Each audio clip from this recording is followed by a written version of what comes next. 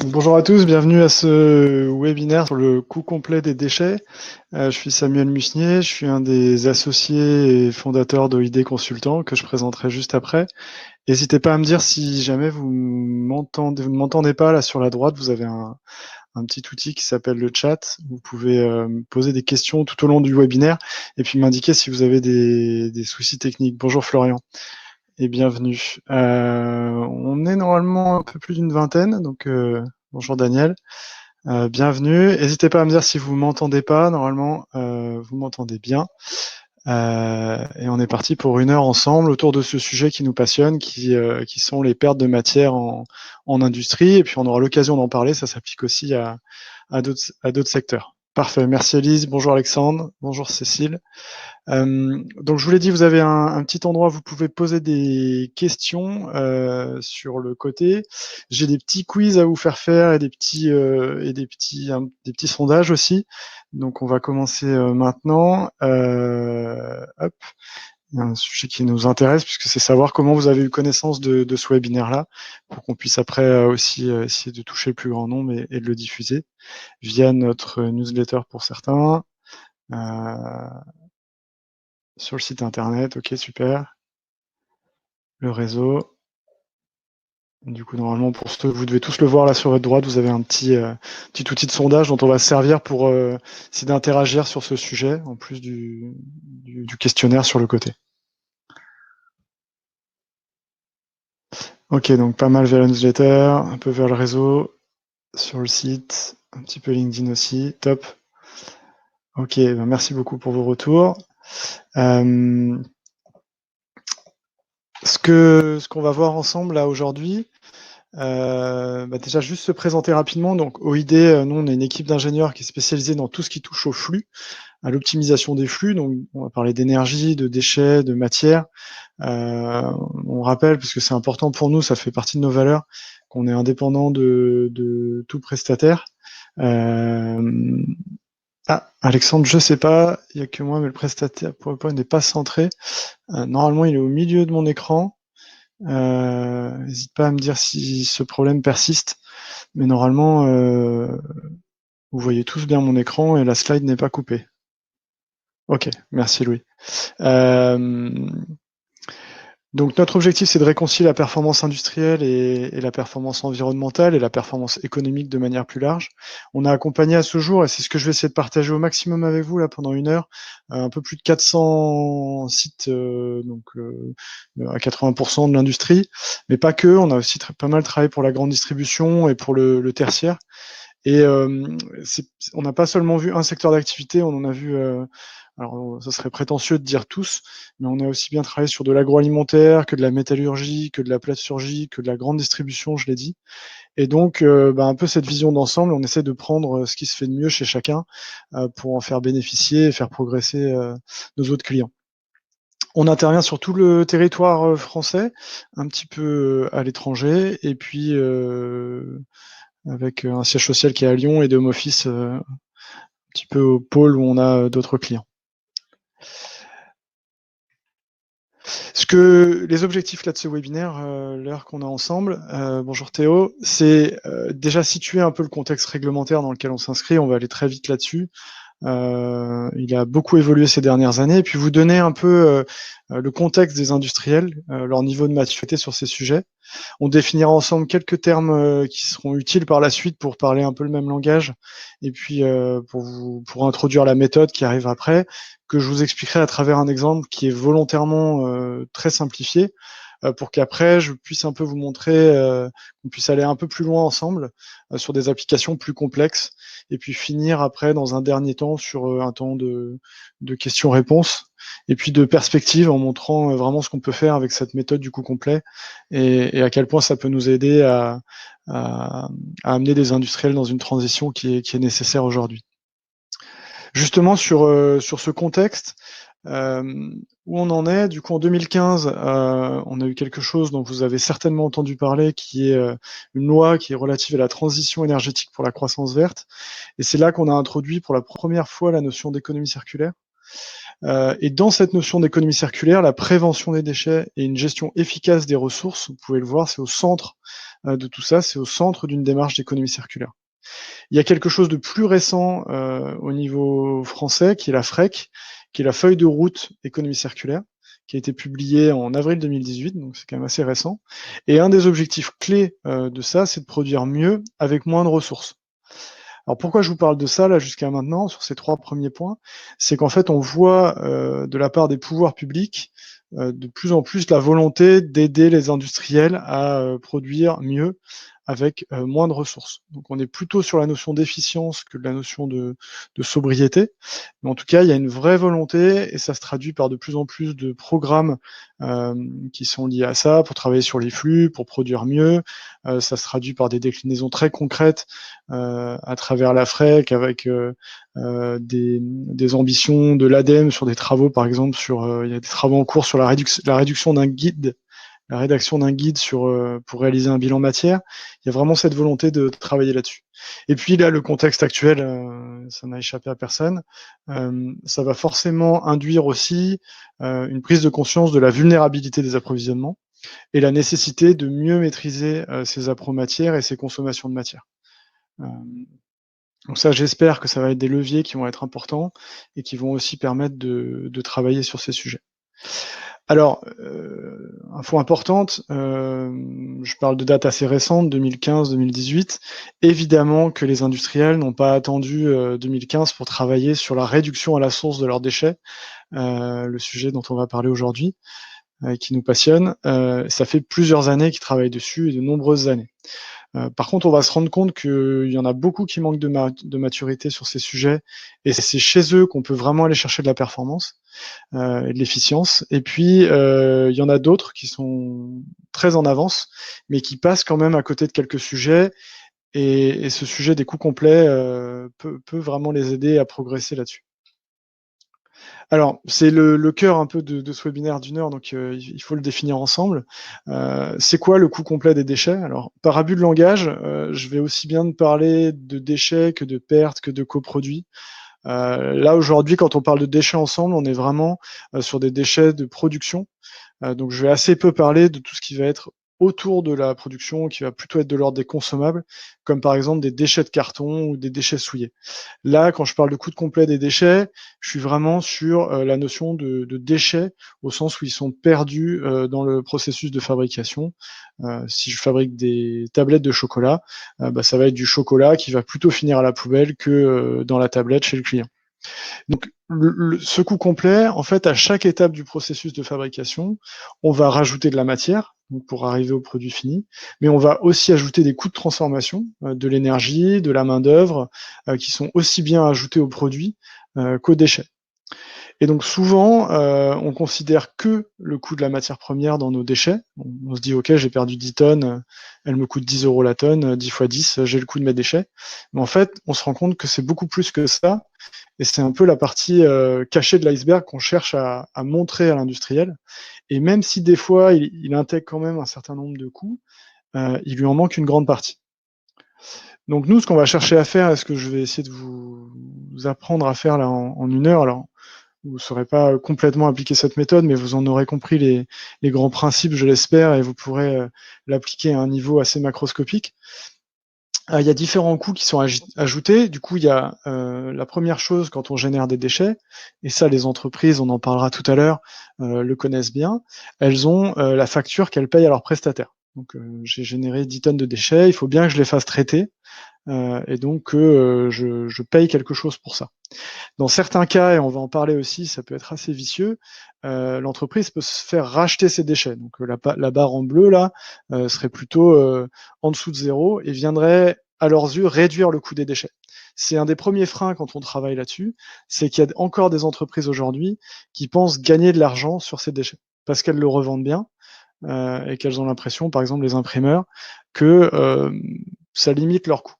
Ce serait pas tout à fait juste de dire qu'ils pensent gagner de l'argent. En tout cas, ils pensent qu'ils n'en perdent pas ou très très peu parce qu'ils se font racheter. Sauf qu'ils oublient d'ajouter souvent une grande partie des coûts qui sont juste au-dessus, qui vont être déjà les coûts de matières premières.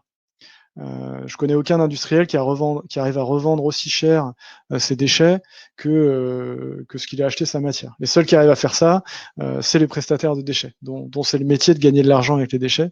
Mais on le dit tout le temps, on ne peut pas gagner d'argent avec ces déchets, c'est pas possible. Ensuite, on va ajouter les coûts système. Donc ça, c'est les fameux coûts de transformation que je vais aussi bien ajouter à mes produits que à mes déchets. Donc, je vais par exemple avoir la main d'œuvre. Quand j'ai un opérateur ou une opératrice qui va travailler 1 heure pour fabriquer mes fameuses tablettes de chocolat, si j'ai 50% de pertes sur mon processus, il y a quasiment 50% de son temps qui part à la poubelle. Donc ça, c'est un truc qu'on va surveiller de très près parce que ça va venir augmenter le coût des pertes. Il va y avoir aussi, par exemple, l'amortissement d'une machine qu'on peut intégrer. Je paye 1 000 euros par mois d'amortissement de machine.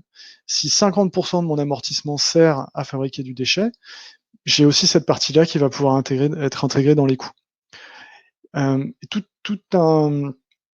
un ensemble de coûts qui vont venir augmenter la facture. Et l'énergie, idem. On ne va pas considérer tout ce qui va être ce qu'on pourrait appeler les coûts fixes, mais tous les coûts énergétiques de transformation, s'ils me servent à 50% à fabriquer du déchet, j'en ai une grande partie qui va partir à la poubelle, qui sera pas visible, mais qui sera dans le produit puisqu'on aura essayé de le transformer pour rien, puisqu'il sera parti à la poubelle. Et là, les chiffres sur lesquels on arrive, ils sont assez éloquents. C'est que le coût complet des déchets, c'est en moyenne, et ça peut varier très fortement d'un secteur à l'autre, mais à peu près 20 fois le coût de gestion. Donc une entreprise qui pense que les déchets lui coûtent pas trop cher et ça lui coûte 10 000 euros par an, le coût complet des déchets, on peut s'attendre à ce que ce soit au moins 200 000 euros. Donc quand on parle à un chef d'entreprise, il a beaucoup plus envie de travailler là-dessus que quand on lui présente uniquement la facture de déchets. Donc ça, c'est un des premiers leviers intéressants sur ce coût complet, c'est qu'on va être sur des enveloppes financières beaucoup plus importantes, et on en reparlera tout à l'heure. C'est un vrai levier pour motiver les entreprises à passer à l'action. Alors un petit point technique qui est important, et ça va être l'occasion de se resservir du sondage. Qu'est-ce que vous faites comme différence entre le taux de perte et le taux de rebut? Et puis, du coup, est-ce que pour vous c'est la même chose? Est-ce que les rebuts, c'est plutôt en lien avec les non-conformités? Les pertes peuvent intégrer des non-conformités, mais pas que. Donc là, vous avez un petit sondage sur votre droite, normalement, où vous pouvez répondre. Donc ouais, les rebuts sont en lien avec les non-conformités. Est-ce que les pertes peuvent intégrer des non-conformités, mais pas que? Alors, je crois que vous pouvez avoir qu'une seule réponse sur les sondages, vous pouvez pas... Ah, peut-être, tac, ok.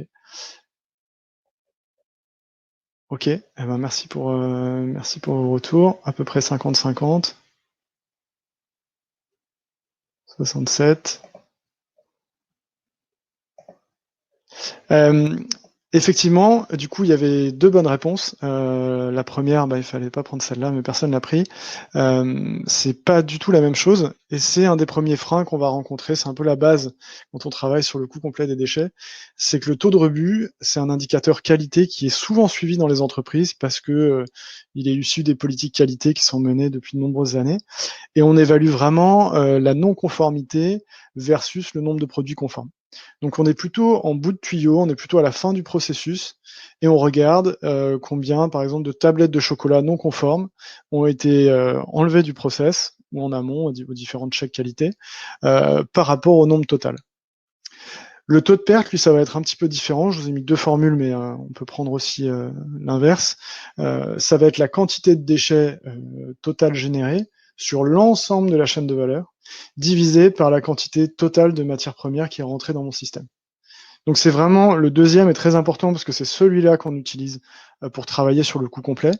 Et il va nous donner un indicateur d'efficience matière dont on va beaucoup parler par la suite, qui est pour 100 tonnes de matières premières qui rentrent dans mon entreprise, combien finit à la poubelle et combien finit chez mon client.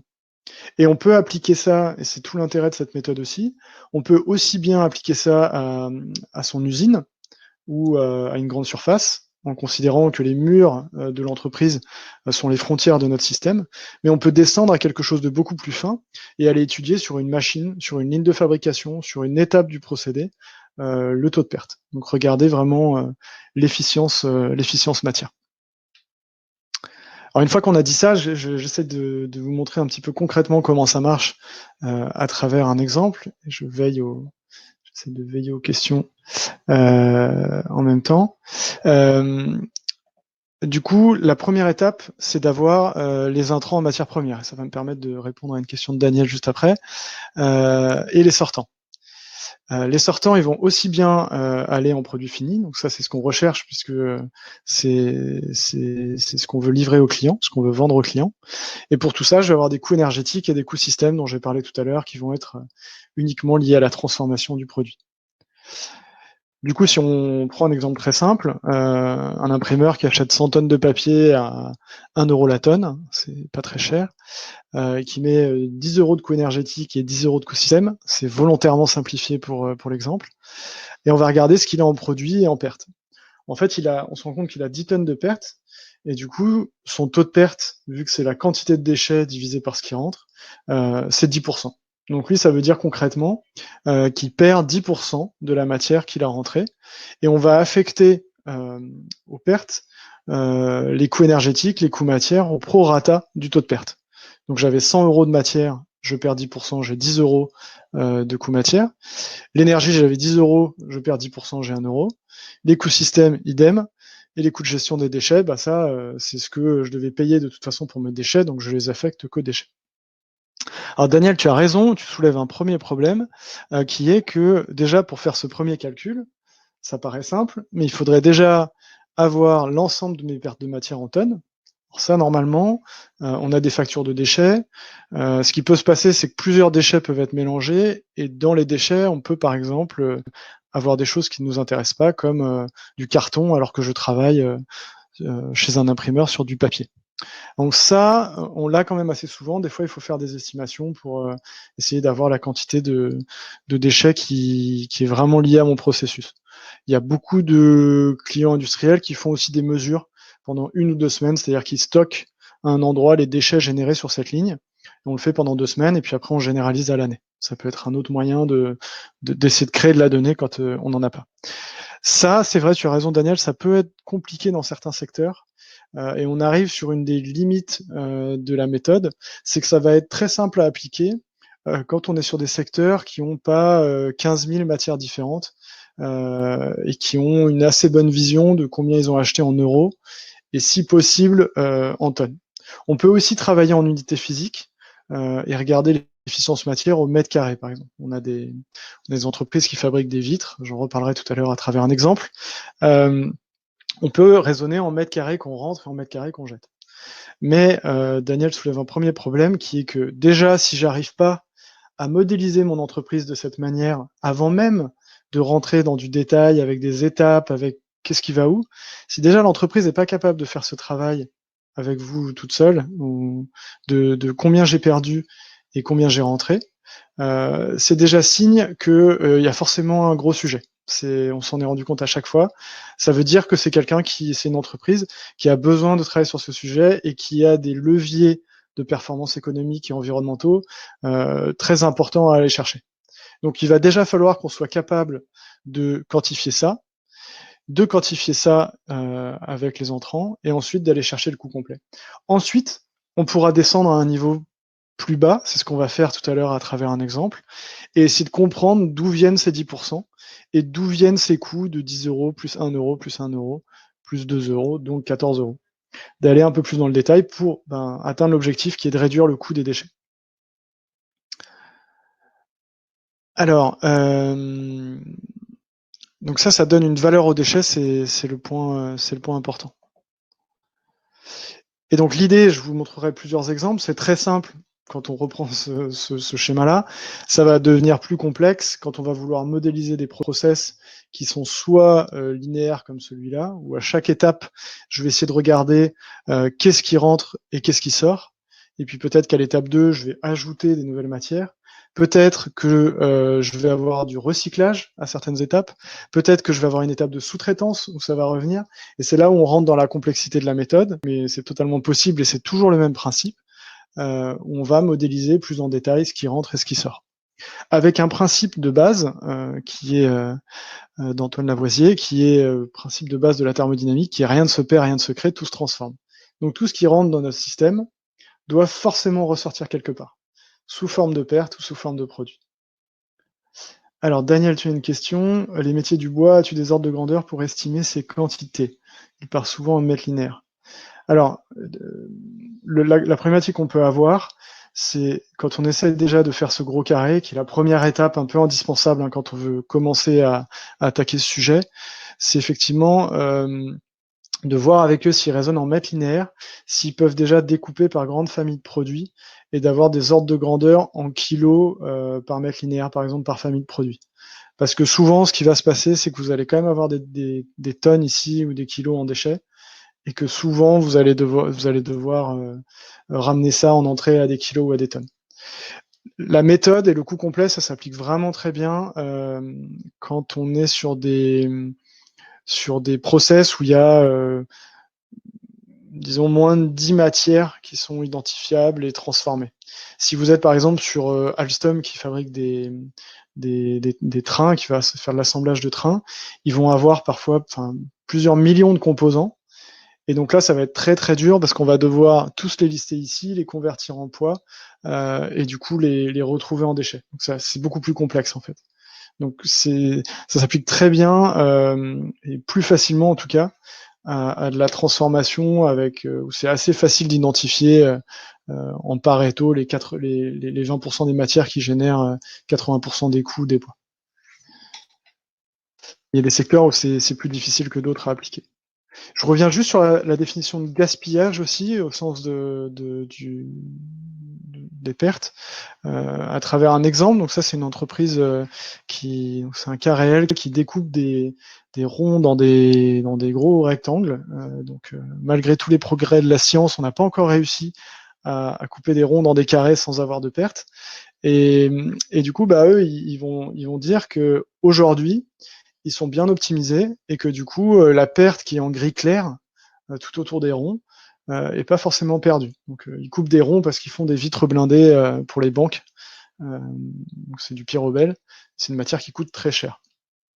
Donc là, c'est souvent un frein qu'on va rencontrer quand on va vouloir travailler sur ce coût complet des déchets, c'est que ils vont vous dire, nous on peut pas faire mieux, on coupe des ronds dans des carrés, et donc pour nous ces pertes-là, elles sont incompressibles. Et nous, ce qu'on va chercher à identifier, ou ce que l'entreprise va chercher à identifier si elle fait cette démarche en interne, elle va chercher à identifier la part qui est compressible. Je vous invite juste à bien challenger cette notion d'incompressible, parce que parfois, parce que ça fait des années qu'on fait comme ça, parce qu'on n'a pas forcément le temps de regarder les innovations qu'on peut nous proposer, même la notion d'incompressible, elle peut parfois être challengée. Et ce coût complet des déchets, il peut nous amener vraiment à changer des pratiques, à changer les temps de retour sur investissement de certaines choses. Et donc, c'est un sujet dont on parlera plutôt à la fin, et ça permet de revoir ça. En fait, cette entreprise, on s'est rendu compte que avec elle, en fait, on pouvait quand même faire un plan de découpe optimisé avec les mêmes produits, sans prendre de risques. Il fallait juste entre guillemets, acheter un logiciel qui permettait de mettre à jour la découpe jet d'eau et donc de faire des coupes plus complexes et plus optimisées. Et en fait, vous voyez que là, on a mis le même nombre de ronds. On n'a pas fait le jeu de compter avant, mais du coup, on a quand même réduit cette partie qui était incompressible aux yeux de l'entreprise, et donc de travailler là-dessus. Le plus facile, ça va quand même être de s'attaquer au compressible en premier, et après de se challenger sur la notion d'incompressible. Mais là, les temps de retour sur investissement sont très rapides parce que une mise à jour de logiciel, ça peut coûter cher. Mais vu le prix au mètre carré de ce produit, de cette matière première, c'était très vite amorti puisque toute la partie du bas, on va pouvoir rentrer de nouveaux produits. Ou alors utiliser moins de plaques puisque on n'aura besoin que de 2 plaques là où avant il nous en fallait 3. Alors du coup, pour contextualiser un peu ça, j'aimerais juste vous poser quelques questions sous forme de quiz. À votre avis, sur 100 tonnes de matières premières qu'une entreprise achèterait, combien peut jeter, à votre avis, une entreprise de 40 personnes, alors, on a mis l'effectif pour juste représenter un peu la taille, qui ferait de l'injection plastique. Donc l'injection plastique, c'est comme ça que sont fabriqués les Lego, par exemple. On va prendre des petites billes de plastique, on va faire fondre, et on va les pousser avec une vis sans fin en chauffant pour aller dans des moules et remplir ces moules, et puis après obtenir nos pièces. Donc, à votre avis, là, généralement, le sondage s'affiche. Hop, sur 100 tonnes de matière, combien peut jeter, donc ça serait le taux de perte, hein, dont on a parlé tout à l'heure, combien peut jeter une entreprise d'injection plastique? Plutôt moins de 2%, 10%, 20%? Hop, ok, bah, je vois que les réponses arrivent. Je vous laisse encore quelques secondes. Ok, donc à la majorité, vous avez normalement les sondages, le résultat qui s'affiche, 10%. Donc c'est effectivement ce qu'on va constater. Donc c'est une moyenne, hein, ça va évidemment dépendre des entreprises. C'est tout à fait ça. Et du coup, une imprimerie d'une centaine de personnes, pareil, petit sondage.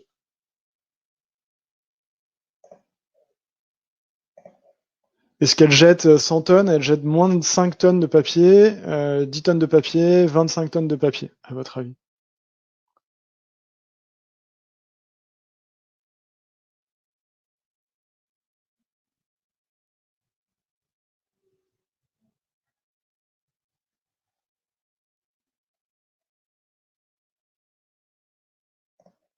Alors, vous devez voir les réponses qui s'affichent, et c'est à peu près partagé entre 10 et 25%.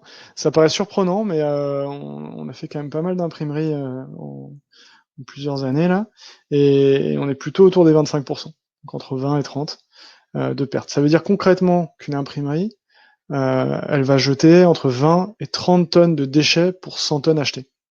Alors ça va s'expliquer par plusieurs choses, hein. C'est pas parce qu'ils font n'importe quoi et qu'ils veulent pas bien faire. C'est parce que déjà, ils ont souvent sur de l'imprimerie offset à lancer les machines. Donc souvent en fait les démarrages et les réglages des machines, c'est quelque chose qui va causer beaucoup de pertes parce que le temps qu'on ait les bonnes couleurs, qu'on ait tout calé, vu les cadences que ça a, on aura consommé une certaine quantité de papier. Et il y en a par exemple qui se servent de ces papiers brouillons retournés pour repasser ça dans la chaîne lors des lancements des prochaines fabrications. Et ces entreprises-là, elles arrivent à bien réduire, par exemple, le taux de perte. Il va y avoir tous les bords perdus. Donc, quand vous achetez des cartes de visite, par exemple, elles sont imprimées jusqu'au bord et donc ils ont dû couper, donc rogner, ce qu'ils appellent. Et donc, voilà, tout ça peut expliquer un taux de perte important, mais du coup, des quantités des quantités de déchets très significatives. Et je finis par un point, parce que c'est un sujet qu'on a pas mal approfondi il y a 3 ans dans le cadre d'une opération avec l'ADEME. Un supermarché, à votre avis, de 60 personnes et de 70 millions d'euros de chiffre d'affaires, donc c'est un beau supermarché, c'est un Leclerc que vous pouvez avoir à côté de chez vous, ou une autre enseigne, hein, évidemment. À votre avis, sur 100 tonnes de matières premières qu'il achète, combien est-ce qu'il jette? Alors je regarde juste si j'ai hop, un petit sondage aussi. Alors là, vous pouvez juste répondre sur le chat, j'ai pas forcément de, de, de sondage. À votre avis, là, un supermarché de 60 personnes sur le chat, combien ils jettent en tonnes de marchandises? Est-ce que c'est plutôt 1 tonne? Est-ce que c'est plutôt 3 tonnes, 10 tonnes, 30 tonnes? On parle beaucoup de la grande distribution et du gaspillage alimentaire. Ils font partie clairement des cibles aussi de la FREC et de la loi de transition énergétique pour la croissance verte, à travers le don notamment. 5%, Daniel. Merci. 20% pour Cécile.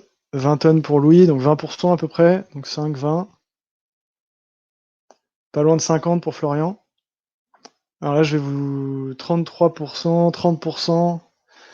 Ouais, c'est pas des bons élèves là. Et Marc, il redonne tout au Resto du Cœur, ouais, très bien. Il y a quand même des pertes, hein, même si on fait du don, c'est une perte qui a moins d'impact sur le côté social, mais on le considérera nous quand même dans le coût complet comme une perte. 35. Alors du coup, ça va peut-être vous surprendre, et on avait été les premiers surpris, mais en taux de perte, en fait, un magasin, si vraiment je le regarde comme un gros carré, comme tout à l'heure, on va être à moins de 2%. On avait fait 10 magasins, des Auchan, des Carrefour, enfin toutes les enseignes différentes, et des petits et des gros. On était à moins de 2% de taux de perte. Euh, alors, c'est très logique en fait. Quand on réfléchit à ce qu'il transforme, il transforme très peu. Un magasin, c'est un peu comme un gros frigo, hein. Il y a des choses qui arrivent, assez peu de transformation, si ce n'est au rayon traiteur, en fromagerie, mais les gros des volumes ne sont quasiment pas touchés ni transformés.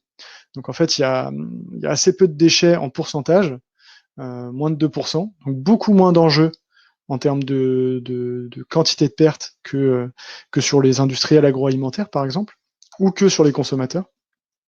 Mais par contre, ils ont des volumes tellement énormes que ces 2%, et vu le nombre de magasins, ça en fait quand même un sujet très important à traiter. Et ça ne veut pas dire qu'il n'y a pas de marge de progrès. Il y avait quand même des magasins qui pouvaient largement réduire ils appellent ça leur casse alimentaire. Mais juste pour avoir un ordre de grandeur, puisqu'on est sur ce taux de perte là, il est beaucoup plus faible en grande distribution, puisqu'il transforme beaucoup moins. Et à votre avis, on parle beaucoup de chiffre d'affaires du coup, c'est un indicateur qui parle beaucoup aux dirigeants. À votre avis, quel pourcentage du chiffre d'affaires peut monter le coût complet des déchets? Est-ce que mon coût complet des déchets, ça peut être 1% maximum de mon chiffre d'affaires, 5%, 10%, 20%? Là, c'est pareil, vous pouvez me faire vos propositions sur le chat. À votre avis, de quel enjeu on parle? Ça va dépendre des entreprises, mais on est là sur une entreprise industrielle de transformation.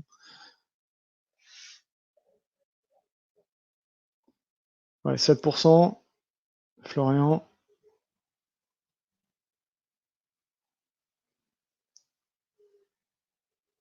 20%. Alors, 10%, ouais. On est entre 5 et 20, globalement. 20, c'est notre record. 5, 3, 4, 5, c'est plus petit. Mais ce que je voulais vous dire à travers ça, c'est que, en fait, quand on met tous ces coûts bout à bout, les pertes, ça devient un enjeu astronomique. Parce qu'en fait, on dit aux dirigeants, et on en reparlera tout à l'heure sur la méthodologie, on dit aux dirigeants, en gros, vous êtes toujours en train de vous battre pour avoir des nouveaux clients, pour aller chercher des nouveaux marchés, pour gagner en marge, mais vous êtes assis sur 5, 10, 20% de performance. Alors, on ne pourra jamais réduire les déchets à zéro, à moins de complètement changer de processus, c'est ce qu'on verra tout à l'heure. Mais par contre, à chaque pourcentage gagné, ça a un impact énorme. Donc, on est sur des chiffres un peu plus importants, Cécile, on est plutôt entre 5 et 20% du CA, dans le pire des cas. Alors, nos industriels, alors là, c'est un retour terrain là, depuis 10 ans, et puis une étude qu'on avait fait pour le compte de l'ADEME en 2013, on avait sondé une centaine de PME de tout secteur d'activité, et puis quelques grands groupes. Il y a encore une grande majorité des entreprises qui affectent 100% des pertes au produit. Ça veut dire que par rapport au schéma que je vous montrais tout à l'heure avec le gros carré, au lieu d'aller mettre des coûts en bas et de grossir le coût des pertes et de s'y intéresser, on va plutôt se dire, ben, mes coûts de transformation, c'est ça, et du coup, mon prix de produit, mon prix de vente, c'est ça, et je vais rajouter ma marge, et puis voilà. Le problème de raisonner comme ça, c'est que si vous avez un concurrent qui travaille sur ses pertes et raisonne vraiment au coût complet et réduit ses pertes, il va pouvoir réduire son prix mécaniquement et être plus compétitif que vous sur un sujet que vous n'avez pas identifié. Donc c'est pour ça que c'est important de pas faire une affectation comme ça tout au produit, mais de vraiment de faire une différenciation au niveau du contrôle de gestion entre les pertes et les produits. Il y avait quasiment une entreprise sur deux qui ne pilote pas le taux de perte dont on parlait tout à l'heure. Donc ça, c'est un sujet vraiment problématique parce que quand on discute avec elles, la plupart disent nous, on a le taux de rebut. Il est bien maîtrisé, il est de l'ordre de 1 ou 2%, et du coup, il n'y a pas trop de marge. Alors qu'en fait, c'est un peu un abus de langage parce que quand on regarde les pertes, le taux de perte, il est souvent bien supérieur au taux de rebut parce qu'il intègre pas que les non conformes, mais il intègre toutes les pertes sur la chaîne de valeur en amont. Donc ça, c'est un sujet très important à comprendre et qui est encore vrai aujourd'hui hein, par rapport à 2013. Par contre, 100% des entreprises, elles suivent bien leur coût de gestion. En général, quand vous leur demandez combien ça leur coûte leurs déchets, elles sont au courant. Et puis, ça fait le lien avec ce que je disais tout à l'heure. Certaines pensent ne pas perdre d'argent parce qu'elles se font racheter leurs déchets. C'est le cas dans la plasturgie, la métallurgie, un petit peu dans le bois aussi parfois. Alors, le bois, c'est un peu différent sur certaines menuiseries. C'est que pour ceux qui sont dans des régions un peu froides, ils se servent du bois pour se chauffer, des chutes de bois. Et donc pour eux, c'est pas vraiment un déchet parce qu'en fait, il leur faut du déchet pour alimenter la chaudière bois. Et du coup, bah, parfois, ce sujet, il passe un petit peu à côté. Quitte à faire des stocks énormes de pertes pour se dire que ça sert pour l'été prochain, l'hiver prochain, ou alors qu'ils pourront le revendre à des collègues. Mais ils auraient beaucoup plus intérêt à travailler sur leur processus et à réduire le coût qu'à fabriquer du déchet, même si c'est pour du chauffage. Il y avait seulement 2% des entreprises qu'on avait sondées, et c'était des grands groupes très structurés qui suivaient vraiment ce coût complet des déchets. Donc pourtant, tous ces éléments, en fait, c'est un élément clé pour travailler sur la réduction à la source, et aujourd'hui, c'est pas forcément bien maîtrisé. Alors, je vous donne quelques éléments de méthode. Je l'ai pas dit en intro, mais là, tout ce que je vous présente est inspiré de la norme ISO 14051 et de travaux qu'on a pu faire sur cette notion de bilan matière. Là, c'est volontairement assez simplifié. Je vous en donne les grandes lignes, mais sachez que la norme existe et qu'elle est disponible sur le site de l'AFNOR. C'est assez complet. Du coup, il y a pas mal d'exemples pour ceux qui souhaitent l'appliquer en interne dans leurs entreprises ou dans le cadre de démarches d'audit. Je pourrais vous envoyer le lien, pas de souci. La première étape, c'est de cadrer le projet. C'est ce qu'on disait. Est-ce que je veux appliquer sur l'ensemble de mon entreprise avec juste mes intrants et mes sortants? Donc en fait, les murs de mon entreprise, c'est les frontières de mon système. Est-ce que j'ai envie d'aller plus dans le détail sur une ligne de fabrication où je me dis qu'il y a beaucoup de pertes et que du coup j'ai envie d'en savoir plus? Est-ce qu'au contraire, je veux prendre un peu de hauteur et par exemple le faire sur toute ma chaîne de valeur en intégrant mes fournisseurs et mes clients? C'est aussi possible. Et donc à partir de là, on va construire une cartographie que je vais vous montrer juste après. On va qualifier, c'est-à-dire qu'on va quantifier les flux en euros et en unités physiques pour chacun d'entre eux. On va calculer le coût complet et puis ensuite on va analyser, rechercher des pistes de réduction. C'est assez classique d'une démarche PDCA ou d'amélioration continue. Je prends un exemple concret tout de suite avec une entreprise c'est une entreprise fictive mais inspirée de cas réels qui fabrique des pousse-pousse, là le produit, les flacons qu'on utilise pour le savon par exemple. Et donc une modélisation qui pourrait être celle-là de son processus. Donc en fait, toute la valeur ajoutée de ce type de démarche, c'est de passer d'un process qui paraît assez compliqué, avec des liens entre les étapes, à quelque chose d'assez simple comme ça, avec en bleu les circulations de produits et en orange les déchets. Donc vous voyez qu'à chaque étape, on a des déchets sous forme un peu de ce qu'on appelle une représentation sous forme de diagramme de Sankey, et à chaque étape des coûts de perte de déchets qui sont appelés D1 en euros, D2 en euros, D3 en euros, etc. Donc ça, c'est une des étapes clés. C'est ce qui prend pas mal de temps et ce qui est fait avec l'entreprise, donc l'entreprise fait elle-même. Et le résultat de toute la modélisation qu'on va faire, c'est-à-dire de rentrer pour chacune des étapes les coûts en euros, la matière qui voyage en fait dans le système et qui finit soit dans les produits, soit dans les déchets. Le résultat de tout ça, de quelques jours de travail, ça va être ce type de synthèse et après une analyse plus approfondie. Comment on la lit cette synthèse? C'est que pour cette entreprise, pour 100 euros investis dans son usine, il y a 12,7 euros qui partent à la poubelle et elle a un taux de perte de 14,4%. Donc pour 100 tonnes de matière plastique rentrée, on va en jeter quasiment 15 tonnes. Les deux ne sont pas liés parce qu'on est sur des modèles qui sont non linéaires et donc pas forcément de corrélation directe entre la perte en kilos et la perte en euros. Et ensuite, on va avoir le coût complet des déchets. En général, c'est là que dans la présentation avec l'entreprise, ça peut faire un petit peu mal. Et en tout cas, ils ont souvent envie de savoir, bon bah ok, très bien, qu'est-ce qu'on fait ensuite? Là, pour cette entreprise-là, on est quasiment à 3 millions d'euros. Et avec la répartition de ces coûts-là, donc vous voyez, cette entreprise, elle pouvait faire partie de celles qui pensaient gagner de l'argent avec les déchets, puisqu'elle était à moins 65 000 euros de rachat de son plastique sous forme de perte. Une grande partie, c'est les coûts matières. Un petit peu de coûts énergétiques de transformation qui part à la poubelle comme dans le produit. Et puis des coûts système, beaucoup de coûts liés à la main-d'œuvre et liés à des consommables. Et puis après, tout de suite, on va aller dans le détail. Et donc, je vais avoir étape par étape le coût de mes pertes. Donc là, c'est assez évident. On a envie de s'attaquer au plus gros poste. On va s'attaquer à l'injection et au soufflage, là où déjà j'ai 1 264 000 euros de pertes. Et c'est celui-là qu'on va chercher à réduire en premier. C'est là où c'est super intéressant d'avoir des échanges avec les équipes, parce que parfois, un poste où on pense que l'enjeu est faible, il y a pourtant une action très simple et on peut diviser, réduire de 1/4 par exemple les pertes sur ce poste. Donc là, il y a des échanges super intéressants à avoir avec les équipes sur ces chiffres-là et les causes des pertes. Il y a quelque chose qu'on aime bien faire aussi, c'est transformer ce que représente un point de gagné sur le taux de perte. Donc là, dans mon exemple, ils avaient 14,4% de perte. Si je passe à 13,4, donc ce qui revient à réduire de 1 point, ça représente 200 000 euros d'économie. Et ça, avec leur marge, leur taux de marge, je peux le convertir en CA par rapport à ce que je disais tout à l'heure, avec une marge nette de 7%. Ça veut dire que gagner 1 point sur mes pertes, c'est comme si je faisais 3 millions d'euros de chiffre d'affaires en plus. Donc là, je vous laisse imaginer les discussions avec les dirigeants. C'est un sujet qui, tout de suite, peut revenir sur le devant de la table et du coup être une priorité pour l'entreprise à traiter. J'ai surtout pas dit que ça allait être facile, parce qu'on est sur des chantiers de transformation, il va falloir faire des essais, impliquer tout le monde. Mais en tout cas, les enjeux, ça veut dire qu'on est assis là, avec un point de réduction, je réduis même pas de moitié, ou je supprime pas du tout la totalité des déchets dans un premier temps. Juste un point, c'est 3 millions d'euros. Donc c'est très vite des gros enjeux.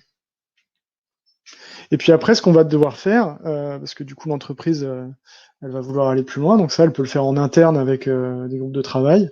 Elle va, poste par poste, aller chercher les solutions pour réduire les différents coûts. Donc là, par exemple, sur l'injection, on se rendait compte qu'il y avait beaucoup de pertes au démarrage et qu'en fait, entre des gens qui étaient très bien formés, qui avaient beaucoup d'expérience et des intérimaires, et ben, la quantité de déchets par démarrage variait énormément. Et du coup, voilà, tout de suite, on peut mettre en place une politique de formation, de tutorat, de pilotage de ça. Il y a des clients qui vont beaucoup plus loin et qui mettent des balances connectées aux endroits où ils veulent piloter les pertes. Et donc, en fait, à chaque fin d'ordre de fabrication, par exemple, l'opérateur amène les pertes, il saisit la cause, et du coup, tout ça est tracé dans un système. Et on passe d'une entreprise qui avait fait son gros carré au début à une entreprise qui, en fait, pilote les pertes par étapes et de manière dynamique. Et là, c'est ceux qui atteignent les plus hauts niveaux de performance sur cela et qui sont capables de réagir très, très vite. Donc ça, ça va être un détail d'action en fonction de ce qu'on aura trouvé comme enjeu. On essaye de trouver à minima entre 5 et 10 actions. Donc là, ce qui est important de dire aussi pour moi, c'est que souvent la personne qui fait l'étude, que ce soit une personne en interne ou un consultant ou un conseiller, les solutions, elles sont souvent existantes sur le terrain en fait. C'est souvent les personnes dont c'est le quotidien qui vont vous dire ah ben moi j'avais déjà pensé à faire ça ou j'avais telle idée, je l'ai déjà proposée, elle n'a pas été validée. En fait, ce qu'il faut leur donner, c'est la possibilité de chiffrer le coût réel du dysfonctionnement qu'ils avaient identifié. Et là, ça change beaucoup de choses en général, puisque leur bonne idée devient une très très bonne idée et très très rentable, puisque on intègre tous les coûts là-dedans.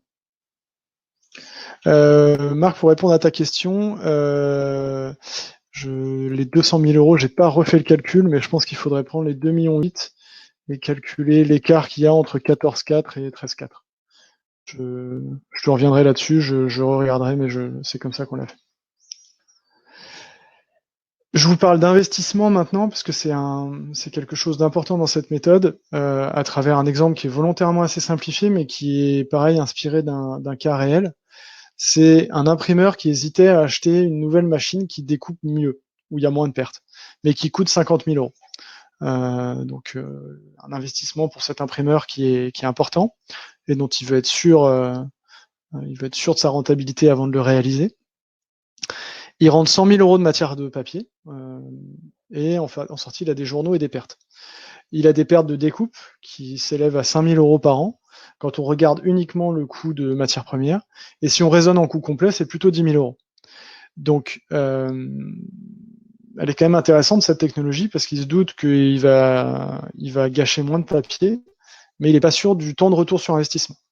Donc, quand on regarde uniquement sur les pertes de matière, sans raisonner sur une notion de coût complet, les pertes, avant, il en faisait 8 000 euros, après, il va en faire 5, donc il gagne 3 000 euros sur ses pertes. Et pour amortir 50 000 euros, il lui faut 17 ans. Donc autant vous dire qu'une banque ne le suivra pas et il pourra pas valider son dossier d'investissement. Et c'est dommage parce que quand on regarde en termes de coût complet, on va toujours avoir ce gain sur la matière, mais on va aussi avoir d'autres gains sous-jacents sur l'énergie, sur l'écosystème, où du coup c'est une machine qui est un peu plus automatisée aussi. On va avoir moins de pertes donc on va moins nous racheter de papier. Mais j'ai dit tout à l'heure que on gagnait jamais d'argent sur les déchets, donc c'était pas grave si on en générait moins et qu'on nous en rachetait moins. Et du coup, si on fait le total, on va non plus être à un coût après investissement de 5 000, je crois, mais de 10 000. Donc les économies, si on raisonne en coût complet, sont de 20 000 euros. Et le temps de retour pour amortir 50 000 euros avec 20 000 euros d'économie, ça fait 2 ans et demi. Donc là, on n'a rien fait. On a juste divisé le temps de retour sur investissement par 7 et un dossier qui est beaucoup plus sexy aux yeux d'un banquier et d'un dirigeant, et qui est un dossier qui est intéressant d'un point de vue performance industrielle et qui est intéressant d'un point de vue environnemental aussi, puisqu'on va gâcher moins de papier. Donc là, ça serait très dommage de ne pas raisonner comme ça, puisque on passe à côté d'un gisement de performance important. Et pour terminer, puis garder un petit temps d'échange à la fin, je vois que le temps tourne, vous parler d'autres exemples d'applications et puis pouvoir peut-être vous donner des idées d'autres questions. Un exemple, c'est très intéressant d'appliquer cette méthode, c'est sur des fonderies par exemple, enfin, sur des secteurs où il y a quand même pas mal d'enjeux en termes de transformation. Parce que quand vous arrivez dans une fonderie, on va souvent vous dire, bah, nous les pertes, c'est pas un sujet, parce qu'en fait tous nos déchets, on les refond et on refait des produits avec.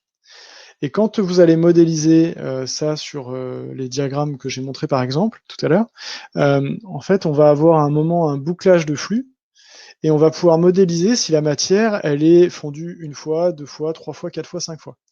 Et en fait, à chaque fois qu'on la fond, bah, il y a des gens qui la manipulent, qui la stockent, qui la refondent. Et donc cette matière, petit à petit, elle va commencer à coûter de beaucoup plus cher que la matière initiale. Elle va prendre de la valeur en quelque sorte, et des pertes, il y en a toujours, puisqu'il y a toujours les fonds des, des récipients qu'on utilise pour faire fondre les métaux. Il y a quand même un peu de pertes au sol, enfin il y a toujours un peu de pertes. Et ces pertes coûtent de plus en plus cher à cause de ces bouclages de flux. Et donc ça permet d'introduire, même dans des entreprises comme ça, où on a l'impression qu'en fait on est un modèle de circularité, c'est déjà bien qu'ils le fassent, hein, ils le font tous, mais par contre de leur dire, bah, oui, mais il y a quand même des enjeux à mieux maîtriser le process, parce que la matière, en la bouclant à l'infini comme ça, on a quand même un impact assez fort en termes de coûts de transformation, notamment énergétique. Donc on peut être amené à avoir ce genre de réflexion. Donc je suis pas du tout en train de dire qu'il faut pas recycler en interne la matière. Je suis en train de dire que c'est encore mieux de pas avoir de déchets. Un autre exemple qu'on a souvent, c'est dans la plasturgie. Pour fabriquer des pièces, souvent, pour l'injection notamment, vous allez avoir ce qu'on appelle une carotte. C'est ce qui va lier les pièces qui ont été injectées entre elles. C'est ce que vous achetez c'est ce que vous avez quand vous avez acheté par exemple un jeu de société et que vous devez vous-même défaire les jetons. Bah, ce que vous allez mettre à la poubelle, c'est la carotte qui a servi à fabriquer ces jetons. Et ben, du coup, il y a un certain volume, ça commence à être intéressant d'investir dans des moules qui permettent d'injecter 100 carottes. Donc, c'est pas tout le temps possible, c'est pas tout le temps rentable, mais il y a des industriels pour lesquels ça l'est. Et s'ils raisonnent en coût complet en intégrant cette notion de recyclage des carottes et du coût et de l'amortissement des équipements pour faire ce recyclage, ça peut devenir intéressant. Du coup, permet de changer aussi un certain nombre de raisonnements là-dessus. Un autre exemple intéressant qui est de plus en plus d'actualité, c'est tout ce qui va toucher à l'impression 3D. Parce qu'en fait, il y a beaucoup d'entreprises qui se disent que c'est pas pour eux et que du coup c'est trop complexe ou c'est encore trop à la marge ou que ça répond pas à un certain nombre de normes, ce qui est vrai pour un certain nombre d'entre elles. Mais il y a des applications où ça commence à devenir rentable de passer à des phases de test et d'industrialisation. Parce qu'en fait, on va pouvoir fabriquer une pièce par procédé additif et donc plus avoir de pertes si par exemple on fait de l'usinage. Et donc quand on met tous les coûts bout à bout, en fait c'est plus intéressant que ce qu'on avait imaginé quand on avait juste regardé ce qu'on économisait en termes de matières premières. Donc sur ces nouveaux procédés, ça permet aussi de motiver l'entreprise à peut-être pousser la réflexion un peu plus loin et à pas fermer la porte trop tôt à quelque chose qui va devenir stratégique pour elle quand de nouveaux acteurs vont arriver et fabriquer le même produit sans perte, vont forcément coûter beaucoup moins cher. Il y a dans la fonderie dont je parlais juste avant, il y en a qui commencent à faire des moules comme ça imprimés en 3D. Donc c'est pas tout à fait l'usine du futur. Il y en a qui commencent à passer à l'action là-dessus. Et le dernier sujet qui est une histoire assez intéressante, alors ça s'est pas passé exactement en appliquant cette méthodologie du coût complet, mais la philosophie est la même. Vous avez dû voir qu'il y a quelques années, il y a un nouveau produit qui est sorti, qui est du pain de mie sans croûte. Et donc, ce qui se passait jusqu'à maintenant, c'est que, en fait, on fabriquait du pain de mie classique et qu'on tranchait sur les côtés pour enlever les croûtes. Et tout ça partait souvent en alimentation animale ou en chapelure. Donc, des taux de perte extrêmement importants, puisque déjà sur un paquet de pain de mie, vous avez au moins les bords qui sont tranchés et du coup un taux de perte qui est déjà important à la base. Donc là, si en plus on rajoutait les pertes liées aux croûtes, ça ça a augmenté encore le taux de perte. Et donc là, il y a des ingénieurs qui se sont dit, bon, tout mis bout à bout, ça nous coûte beaucoup trop cher, et donc on va complètement changer de process, et on va complètement supprimer les pertes, on va passer sur un process qui est aujourd'hui tenu secret, mais qui permet de fabriquer des pains de mie sans croûte directement, donc plus de pertes.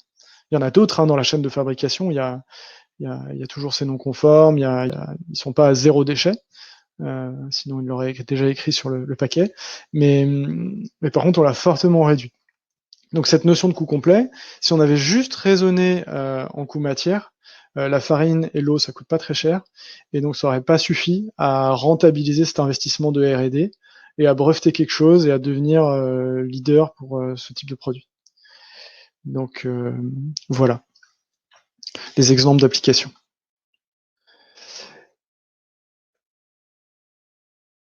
Donc là, je voulais garder un petit temps d'échange, il est moins 10 passé, pour essayer de répondre à vos questions si vous en avez, ou si vous avez rencontré des cas, ou si les différents propos que j'ai pu tenir vous font réagir, ou s'il y a des points que j'ai pas traités par rapport à ce que vous attendiez à voir dans ce webinaire, c'est le moment d'échanger ensemble. Florian, du coup, une première question. Quid de l'applicabilité du coût complet pour des entreprises qui n'ont pas de compteur électrique individualisé? Ah, c'est bien, il y a plein de questions. Euh, alors, Florian pose une question sur le fait comment on fait quand il n'y a pas de compteur pour en fait avoir la part de l'énergie à chaque étape. Donc déjà, la première étape, c'est d'arriver à faire le gros carré dont je parlais tout à l'heure, un seul bloc, avec des entrants et des sortants. Et après, effectivement, quand on descend dans le détail, si on n'a pas les informations par étape qu'on souhaite analyser, on peut soit faire des estimations, soit quelque chose qu'on fait beaucoup, c'est valider avec l'entreprise sur des dires d'experts, par exemple leur responsable maintenance, valider avec lui quel pourcentage de la facture est utilisé ici. Et si c'est des gros enjeux, leur donner aussi la possibilité d'aller plus loin, par exemple en mettant des sous-compteurs, si c'est nécessaire. Donc de l'estimation d'abord et de la validation avec l'entreprise. Marc, comment savoir si le pourcentage de coût complet par rapport au nombre d'étapes? Un déchet en première étape coûte moins cher qu'un déchet. Alors tout à fait, ouais, tu as raison. En fait, on fait une grosse approximation quand on fait le gros carré au début, mais c'est une première étape et c'est pour donner les enjeux. En fait, tu as raison parce que si on a tous nos déchets à la fin, quand ça coûte beaucoup plus cher, ça va pas du tout être le même coût que si on a tous nos déchets au début qui coûtent peu cher. Donc évidemment, ce calcul en gros carré, il est très simpliste et il peut comporter un taux d'erreur important si jamais vous avez un de ces cas particuliers.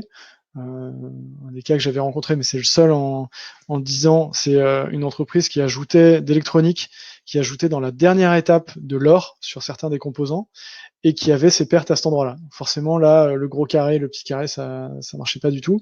Et on a pu voir ça en descendant à un niveau plus détaillé et en regardant vraiment les entrants et les sortants à chaque étape. Donc il faut en fait se servir de ça pour commencer et après aller dans le détail et regarder si tu veux aller plus loin sur ce coût complet. C'est indispensable de descendre à un niveau en dessous, de toute façon, pour tirer des conclusions plus fines. Daniel, vaut-il mieux estimer avec le chef d'entreprise le poids pour réaliser l'analyse en coût complet ou laisser tomber? Alors, sur le gros carré dont je parlais tout à l'heure, si tu arrives dans une entreprise et que c'est à toi de tout estimer et que tu valides pas avec lui combien de quantité de matière il rentre dans son système, c'est sûr que tu prends un risque parce que tu peux arriver avec une erreur d'un facteur 10. Donc moi, je conseille systématiquement, que ce soit des gens là, on a des industriels parmi nous, de valider ça avec des gens du terrain, ou en tout cas de confronter vos résultats à chaque étape et de ne pas faire ce calcul tout seul parce que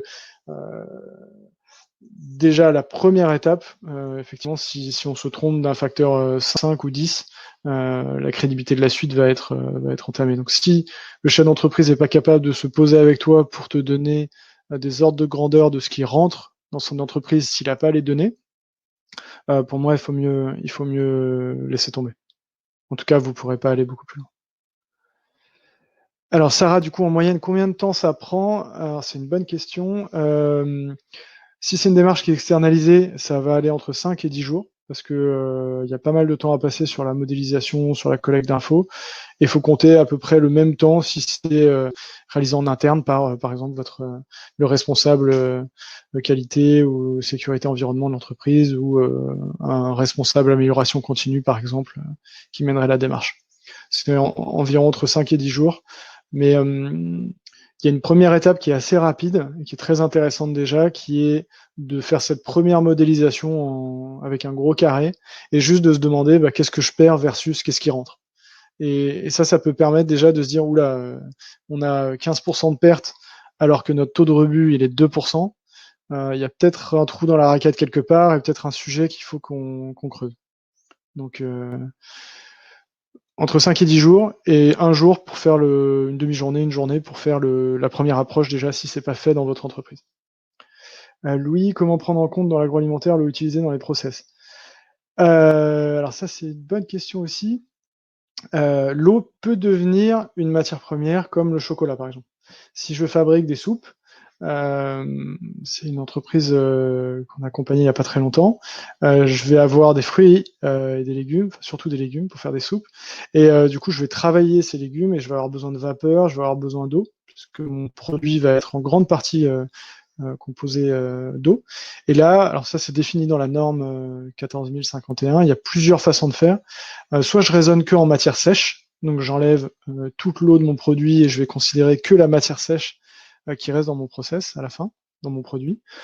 Soit je raisonne en intégrant l'eau comme un flux, comme une matière première, et je vais aussi considérer mes pertes d'eau avec son coût et son coût qui prend de la valeur, puisque cette eau, peut-être que je dois la traiter, peut-être que je dois lui rajouter des produits chimiques, peut-être que je dois la chauffer, peut-être que je dois la traiter pour son évacuation.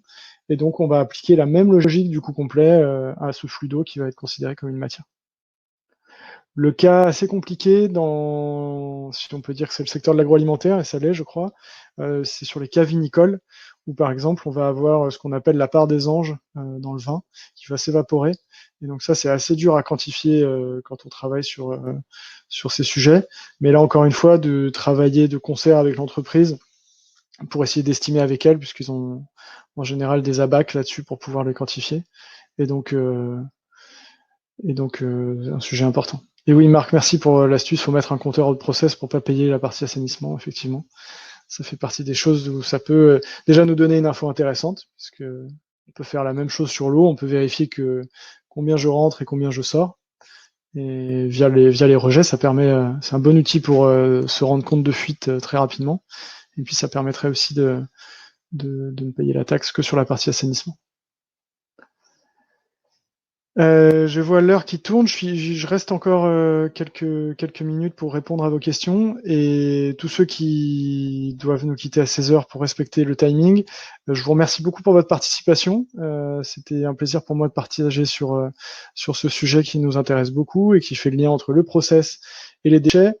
Vous avez sur notre site internet oidconsultant.com les autres webinaires, donc il y en a sur les déchets, sur l'énergie et sur les photovoltaïques également. C'est un sujet qui est pas mal demandé. Et on est en train de faire une formation, programmer une formation à distance sur la MFCA. Il y a le lien pour le formulaire que vous retrouvez aussi sur notre site. Donc voilà, je reste quelques minutes. Je remercie tous ceux qui doivent nous quitter d'avoir participé. Et du coup, à très bientôt. Marc, une autre question. Dans un process simple, biscuit, fabriqué, car jeté.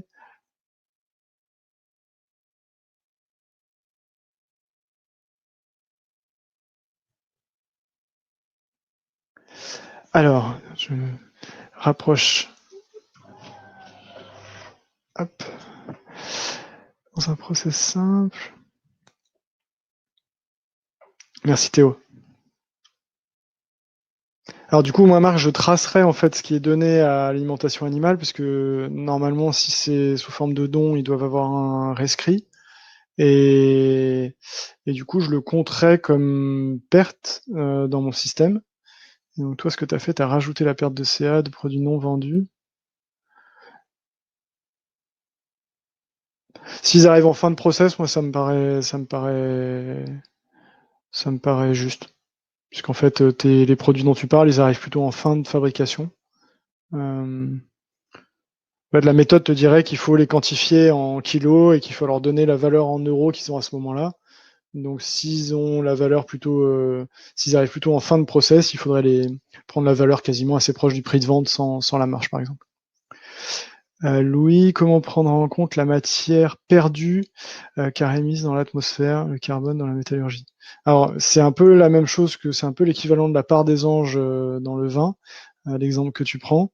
Alors ça, c'est très difficile à estimer. Pour l'instant, le seul moyen qu'on a trouvé, c'est les abacs de l'entreprise, où c'est de faire quelques mesures, de valider avec eux les enjeux.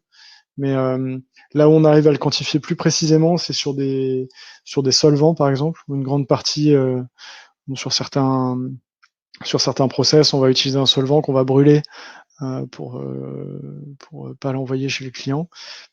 Et là, avec en fait les informations de suivi sur les fours de traitement ou les traitements de fumée, on arrive à retrouver ça, mais c'est clairement très compliqué. Ce qu'il faut faire, en fait, à chaque fois qu'on travaille sur cette méthodologie, c'est se demander si le temps que je vais investir pour avoir la donnée en vaut la chandelle, quoi. Donc ça, c'est surtout à valider avec l'entreprise, ou c'est à l'entreprise de le valider.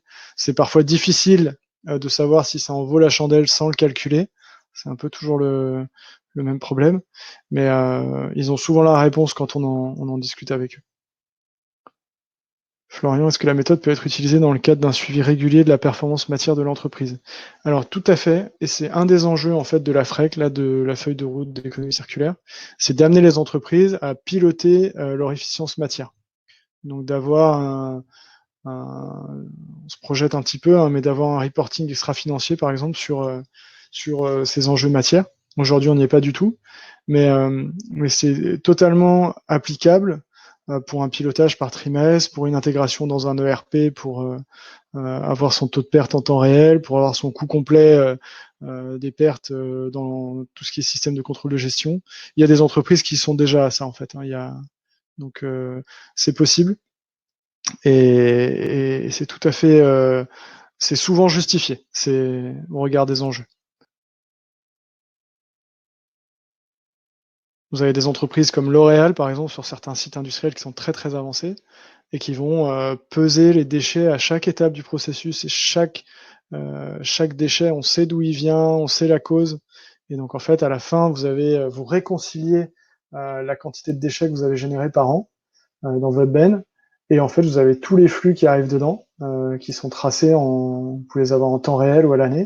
Et normalement, vous ne devez pas avoir d'écart. Vous pouvez quasiment faire un inventaire entre les déchets qui finissent dans votre benne et puis, euh, et puis ce qui a été jeté.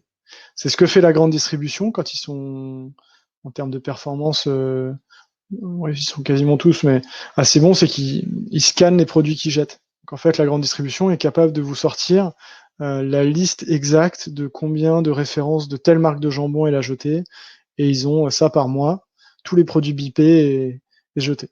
C'est ce qui fait qu'ils sont à des taux de perte assez faibles aussi, parce qu'ils sont capables de réagir assez vite s'ils sont équipés de ce genre d'outils. En industrie, on en est encore, dans la majorité des cas, assez loin, donc une marge de progrès importante.